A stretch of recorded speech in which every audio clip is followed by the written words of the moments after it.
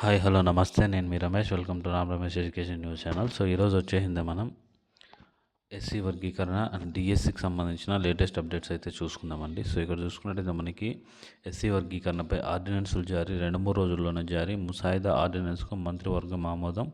DSC నుంచే వర్గీకరణ అమల్లోకి 26న మత్స్యకారులకి 20,000 ఆర్థిక సాయం అని చెప్పేసి ఇవ్వడం జరిగింది. సో మే 2న మోదీ చేతుల మీదుగా అమరావతి పునర్నిర్మాణ పనులు ప్రారంభం కావడం జరుగుతుందని చెప్పడం జరిగింది. సో మనం నిన్న లోకేష్ బాబు గారు కూడా డిఎస్సి గురించి మాట్లాడడం జరిగింది. ఒక 4-5 రోజుల్లోనే డిఎస్సి నోటిఫికేషన్ విడుదల చేయడానికి అన్నీ ఎటువైపు ఎక్కడి నుంచి ఏం చేయాలి అనే దాని గురించి ఒక క్లారిఫికేషన్ ఇవ్వడం జరిగింది. సో ఆ వీడియో కూడా మన దగ్గర ఉంది. మన ఛానల్ని ఎవరైనా కొత్తగా విజిట్ చేస్తుంటే తప్పకుండా లైక్ చేసి షేర్ చేసి సబ్స్క్రైబ్ చేసుకోండి. సో ఇక్కడ చూసుకున్నట్టయితే మనకి ఎస్సీ వర్గీకరణలో భాగంగా మనకి 3 భాగాలుగా వాళ్ళని వర్గీకరించడం జరిగింది. సో దీని గురించి మనం తర్వాత మాట్లాడుకుందాం. ఫస్ట్ డిఎస్సి నోటిఫికేషన్కి సంబంధించిన విషయాలు ఎన్ని పేపర్లో వచ్చినా అన్నీ ఒకసారి కవర్ చేసుకుందామండి. ఇక్కడ మనం చూసుకున్నట్టయితే డిఎస్సికి సంబంధించి స్పెషల్ డిఎస్సికి సంబంధించి కొత్తగా 2,260 ప్రత్యేక విద్యా ఉపాధ్యాయ పోస్టులు మంజూరు అని చెప్పడం జరిగింది. సో వీటిని కూడా డిఎస్సిలో భర్తీ చేసేందుకు ప్రభుత్వం అనుమతి తీసుకునింది. ప్రత్యేక అవసరాలు కలిగిన పిల్లలకు బోధించేందుకు కొత్తగా 2,260 ప్రత్యేక విద్యా ఉపాధ్యాయ పోస్టులను మంజూరు చేస్తూ ప్రభుత్వం ఉత్తర్వులు జారీ చేసింది. ఇందులో 1,136 secondary grade teachers HGT and 1,124 school assistant పోస్టులు ఉన్నాయి. వీటిని డిఎస్సి ద్వారా భర్తీ చేసేందుకు నోటిఫికేషన్ జారీ చేయాలని ప్రభుత్వం సూచించింది. అటిజం, నిర్దిష్ట అభ్యసన లోపం, మానసిక వైకల్యం కలిగిన వారికి విద్యను బోధించేలా ఈ ప్రత్యేక ఉపాధ్యాయ పోస్టులను భర్తీ చేయాల్సి ఉంటుందని పేర్కొంది. ఉమ్మడి జిల్లాల వారిగా వీటిని ప్రకటించింది.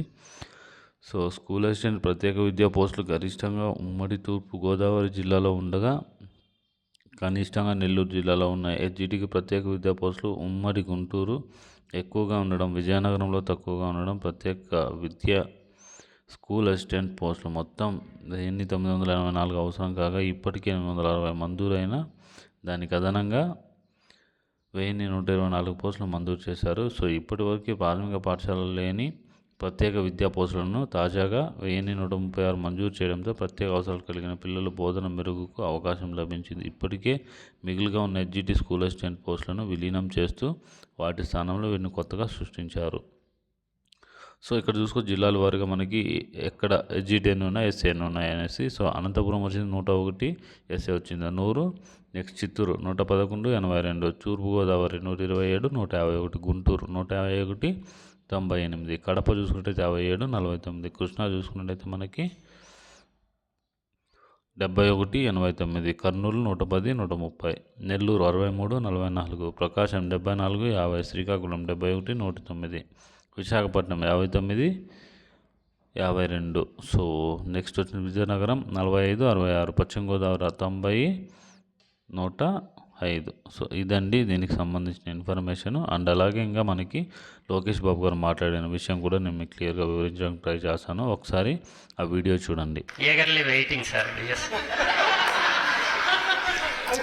రాజకీయంగా నేను చేయాల్సినంత చేశాను. ఈరోజే వచ్చేటప్పుడు మాట్లాడా సార్తో, విజయ్ సార్తో మేము మాట్లాడాము. డేట్స్ త్వరలో వస్తుంది, అంటే ఇంకొక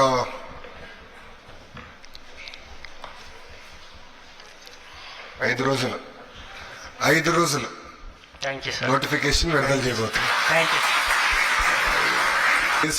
డిఎస్సి విషయంలో నాకు చెప్పాల్సిన అవసరం ఉంది. డిఎస్సి యాక్చువల్లీ ఒక క్యాలెండర్ పెట్టుకుని నిర్వహించాలని నిర్ణయం తీసుకున్నాం.